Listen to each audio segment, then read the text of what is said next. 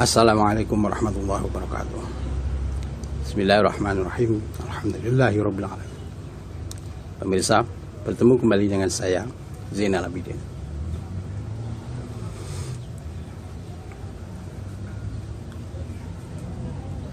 Ada orang yang mengaku diri sebagai cucu Rasul, cucu Kanjeng Rasul Muhammad sallallahu alaihi wasallam. Tetapi dari perbuatan-perbuatannya sama sekali tidak mencerminkan perbuatan Rasul itu sendiri, ya, semacam itu. Apakah seseorang yang mengaku diri bahwa dia adalah cucu Rasul tetapi tidak mengamalkan apa yang dilakukan oleh Kanjeng Rasul, itu bisa dikatakan harus dihormati, harus diikuti, atau hanya sebatas menghargai sama manusia semacam itu? Jawabannya adalah, kata Allah dalam Al-Quran, A'udzubillahi minasyaitonir rajim, Bismillahirrahmanirrahim, Qul la amliku li nafsi naf'an wala dharran. Al-ayah. Kemudian ayat yang lain mengatakan, Innaka la tahdi man ahbabta walakinallaha yahdi man yasha. Al-ayah. Jawabannya harus seperti itu. Bahkan dalam Al-Quran sudah dikatakan kalau Kanjeng Rasul Muhammad sallallahu alaihi wasallam untuk dirinya sendiri saja tidak ada kemanfaatan atau kemudaratan selain yang dikehendaki oleh Allah semacam. Bahkan dikatakan pula, tidakkah sekali-sekali engkau Muhammad ini bisa memberikan petunjuk terhadap orang yang kamu cintai, tetapi Allah lah yang memberikan petunjuk terhadap siapapun yang dikehendaki semacam itu. Artinya apa? Artinya jika yang mengaku sebagai cucu Kanjeng Rasul Muhammad sallallahu alaihi wasallam itu benar nasab keturunannya, tetapi jika amal perbuatannya tidak mencerminkan contoh-contoh yang perbuatan yang dicontohkan oleh Kanjeng Rasul, ini tidak perlu diikuti semacam itu. Walaupun sebenarnya dia bahkan anak Kanjeng Rasul Muhammad itu sendiri, bahkan ya semacam itu ya. Ini tidak perlu dicontoh dan tidak perlu diikuti apapun yang dikatakannya semacam itu. Ini sudah hak menurut Allah semacam itu. Sebab apa? Bahkan dalam diri Kanjeng Rasul Muhammad sallallahu alaihi wasallam itu, terhadap dirinya saja dia tidak bermanfaat atau tidak menjadi malapetaka buat dirinya sendiri. Apalagi ini hanya sebagai nasab keturunannya sudah ya begitu banyak di ukuran puluhan ya semacam itu, nasab yang keturunan yang puluhan semacam itu. Ini tidak perlu diikuti. Bahkan kalau dia menentang perbuatannya tidak sesuai dengan ajaran yang diajarkan dalam Al-Quran, harusnya memang kalau dia perlu diperangi, harus diperangi semacam itu. Jadi jangan diikuti, bahkan dihormati seolah-olah dia nabi. Tidak seperti itu, ya. Karena apa? Sudah jelas dikatakan dalam Al-Quran semacam itu. Oleh karena itu menghargailah sebagai nasab keturunan atas nasab keturunan ini ya perbuatannya ini. Bukankah dalam Al-Quran sudah dikatakan inna akramakum indallahi atqakum. Jadi siapapun sebenarnya berhak mendapatkan penilaian takwa atas diri seseorang itu oleh Allah semacam itu, untuk siapapun, tidak tertentu untuk keturunan Nabi atau siapapun itu, atau ulama-ulama semacam itu. Kalau salah ya dikatakan salah. Sebagaimana pernah terjadi pada banjir Nuh itu ya, anak dan istrinya kan ikut terbawa banjir karena dia bukan ahli baiti, azuriyahnya Nabi Nuh semacam itu. Sebab apa? Yang dimaksud zuriyah atau ahli baitinya Kanjeng Rasul itu ya seseorang atau siapapun yang melakukan contoh-contoh yang perbuatan yang dicontohkan oleh Kanjeng Rasul. Misalkan, tentu Kanjeng Rasul Muhammad sallallahu alaihi wasallam tidak akan menentang apa yang diwahyukan dalam Al-Quran. Tentu seperti itu. Kalau dalam Al-Quran sudah dikatakan, A'udzubillahi minasyaitonir rajim. Bismillahirrahmanirrahim. Ati'ullaha wa ati'ur rasul wa ulil amri minkum. Al-ayah. Tentu dia juga akan taat terhadap Allah dan Rasulnya dan pemerintah yang saat itu memimpin. Tentu tidak diajarkan untuk bughah, untuk memberontak semacam itu. Apalagi saat ini pemimpin yang katakanlah walaupun dia dinarasikan untuk berbohong, untuk tidak menepati janji, dinarasikan seperti itu, tapi kenyataannya kan kebalikannya. Siapa yang membuat harga BBM satu harga? Bukankah ini keadilan yang sampean tuntut? Bukankah dengan membangunkan jalan-jalan infrastruktur berkeadilan antara yang Indonesia Barat, Tengah, dan Timur ya, diratakan keadilannya? Ini keadilan yang sampean harapkan?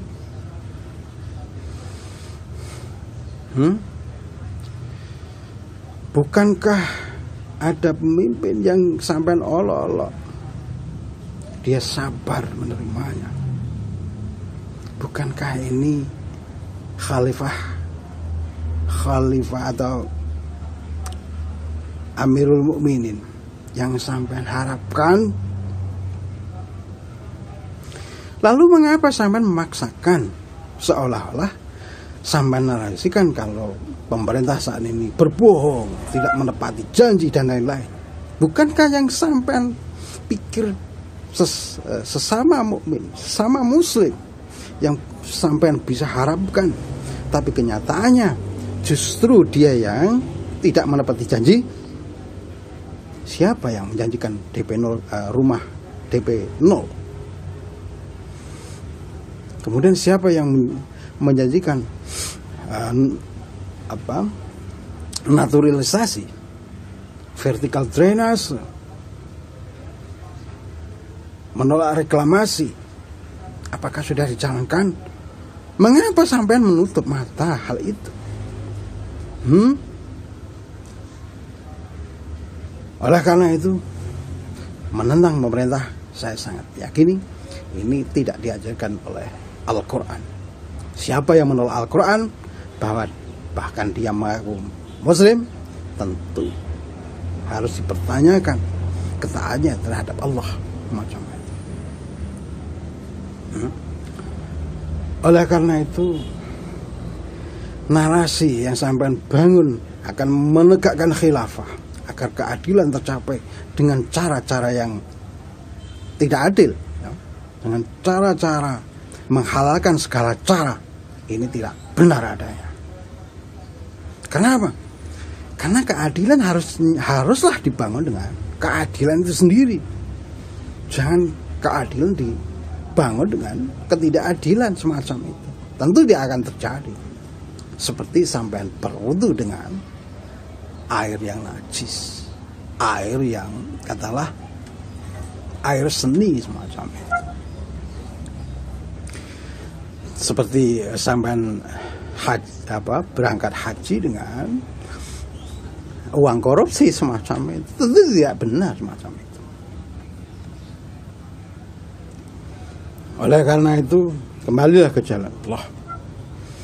Jangan sok-sok ya, semacam itu.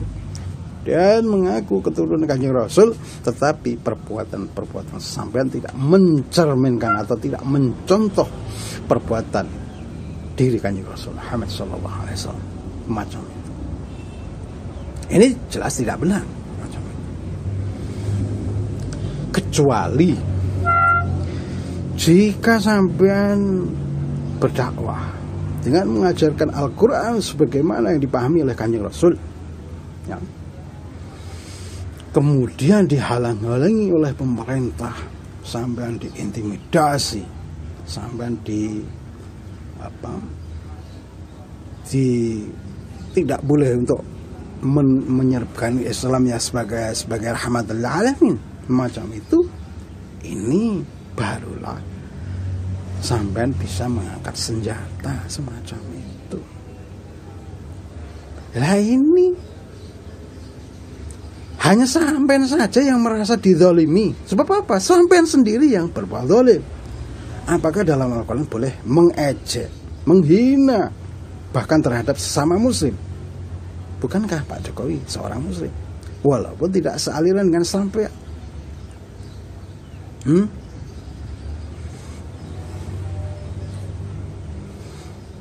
Oleh karena itu, kembalilah ke jalan Allah, ke jalan Al-Quran, dengan petunjuk-petunjuk Al-Quran semacam itu. Jadikanlah Al-Quran sebagai imam sampean, bukan suami-suami sampean atau tokoh-tokoh yang sampean anggap benar, atau ulama-ulama yang sampean anggap benar hanya karena lucu, seolah-olah masuk akal dan lain-lain. Tetapi kembalilah ke jalan Allah. Al-Quran jadikan sebagai petunjuk sampean, agar sampean tidak keliru di jalan setan, bahkan sampean tidak merasa berjalan di atas jalan setan. Oleh karena itu, jika sampean mengaku diri seorang keturunan nasab Kanjeng Rasul, harusnya perbuatan sampean yang mencerminkan itu, bukan pengakuan sampean. Karena pengakuan diri sampean nasab keturunan ini tidak menjadikan apa-apa menurut Allah, tidak menjadikan amal apapun di hadapan Allah. Karena yang dinilai oleh Allah adalah inna akramakum indallahi atqakum, bukan nasab-nasab sampean. Ayat yang lain juga mengatakan bismillahirrahmanirrahim, innallaha la yanzuru fi suwarikum wa amwalikum walakin yanzuru fi qulubikum. Sudah jelas. Oleh karena itu, ada seseorang yang mengaku diri cucu keturunan Kanjeng Rasul, tetapi perbuatannya tidak mencerminkan apa yang dilakukan oleh Kanjeng Rasul, jangan percaya. Ya. Kalau memang sudah mencapai titik untuk memprovokasi,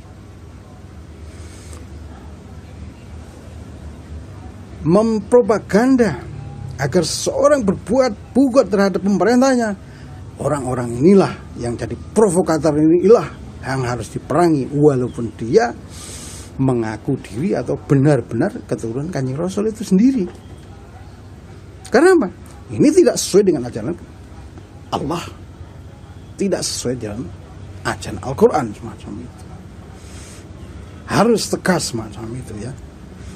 Hingga apapun itu yang dilakukan oleh seseorang yang mengaku diri sebagai keturunan nasab Rasul, haruslah cerminannya atau yang dinilai itu adalah amal perbuatannya yang dicontohkan oleh Kanjeng Rasul Muhammad SAW. Bahwa Kanjeng Rasul tidak pernah mengejek, tidak pernah menghina, bahkan terhadap non-muslim saat itu. Lalu mengapa yang jauh ini, yang mengaku diri dia ulama, mengkafir-kafirkan? Apakah sampean tahu dia benar-benar kafir? Apakah sampean Allah sehingga menilai seseorang, bisa menilai seseorang sesat dan benar?